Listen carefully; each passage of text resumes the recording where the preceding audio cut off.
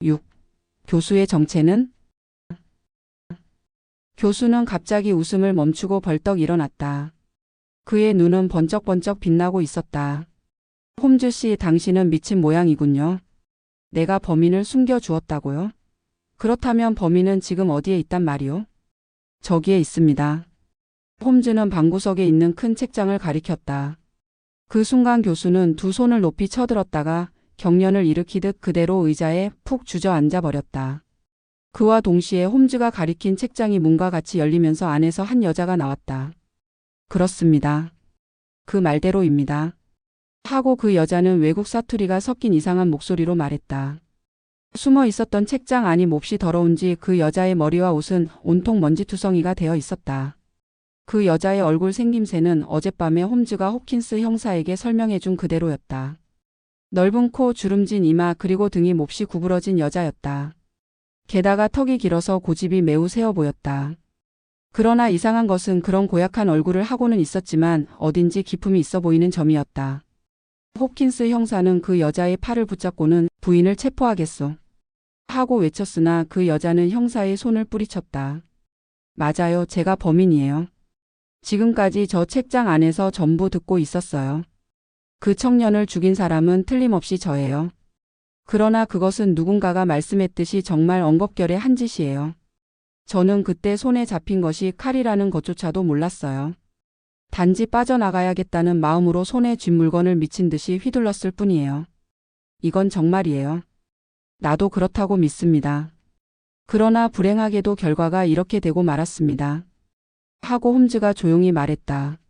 그 여자의 얼굴색은 갑자기 창백해졌다. 먼지투성이의 얼굴이 창백해지자 더욱 무섭게 보였다. 여자는 침대에 힘없이 앉으면서 이제 모든 것을 말씀드리겠어요. 저는 이 남자의 아내예요. 이 남자는 영국인이 아니라 러시아 사람이에요. 이름은 아니 그만두겠습니다. 그 순간 교수는 당황해서 안나? 이봐 안나. 무슨 말을 하는 거야? 그러나 여자는 경멸하는 눈초리로 교수를 쏘아보았다. 세르기우스. 당신은 아직도 이런 생활에 미련이 남아 있어요?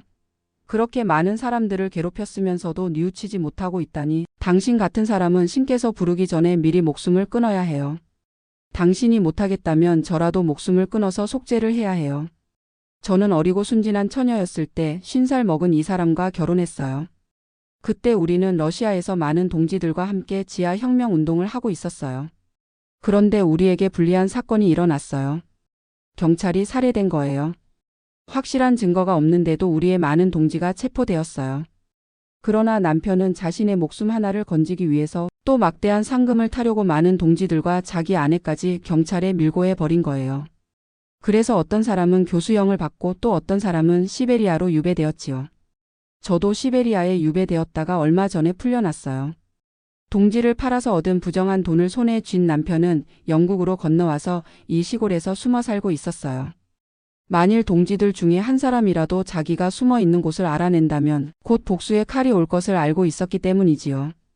그런데 남편은 지금 말씀드린 것보다 더욱 나쁜 일을 하고 있었어요. 저는 동지 가운데 한 사람과 친하게 지냈어요. 그는 언제나 동지들의 일을 먼저 생각하는 마음이 깊은 사람이었어요. 그는 우리에게 과격한 일을 하지 말라고 언제나 말렸어요. 알렉시스라는 그 사람은 성격이 남편과는 반대였고 평화를 사랑하는 사람이었지요. 저에게도 때때로 자신의 생각을 쓴 편지를 보내곤 했어요. 지금 그 편지가 있다면 그의 인품이 증명되어서 알렉시스는 아마 유배지에서 돌아올 수 있을 거예요. 저는 그와 여러 가지 문제에 대해서 서로 의논한 것을 일기장에 적어두었어요. 그 일기장만이라도 있다면 그를 구제해 줄 수 있을 거예요.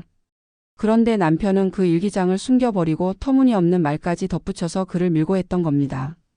그 때문에 알렉시스는 시베리아로 유배되어 지금까지도 소금 광산에서 강제 노동을 하고 있어요. 남편은 아주 나쁘고 비열한 남자예요. 누가 인간 쓰레기 같은 이런 사람의 목숨을 없애버린다고 해도 벌을 받지는 않을 거라고 생각해요. 동지에게 이곳을 알려주었으면 좋겠어요. 제 손으로는 차마 어떻게 할 수가 없어요. 당신은 옛날부터 아주 다정한 여자였으니 물론 그렇겠지. 교수는 담배 연기를 내뿜었다. 부인은 일어났다가 괴로운 신음소리를 내며 다시 의자에 주저앉았다. 끝까지 말씀드리겠어요. 저는 형을 마치고 나서 일기장과 편지를 남편에게서 받아 러시아 정부에 보내어 알렉시스가 풀려나는 것을 도와주어야겠다고 결심했어요. 그래서 몇 달이나 걸려서 간신히 남편이 있는 곳을 알아냈지만 본디 성격이 나쁜 남편은 순순히 건네주지는 않는 거였어요. 그래서 저는 사립탐정을 고용해서 비서로 일하게 했어요. 곧 그만두어 버린 비서가 바로 제가 고용한 탐정이었지요.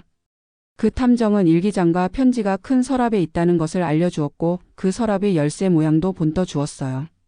그리고 저택 안에 약도를 주면서 오전 중에 비서는 주인의 방에서 일을 하기 때문에 서재에는 아무도 없습니다. 하고 가르쳐 주었어요. 그래서 저는 용기를 내어 서재로 살짝 들어가서 일기장과 편지를 꺼냈지요. 그런데 서랍을 잠글 때 그만 그 청년이 서재로 들어온 거예요. 그날 아침 저는 산책을 하는 그 청년을 길에서 만났어요.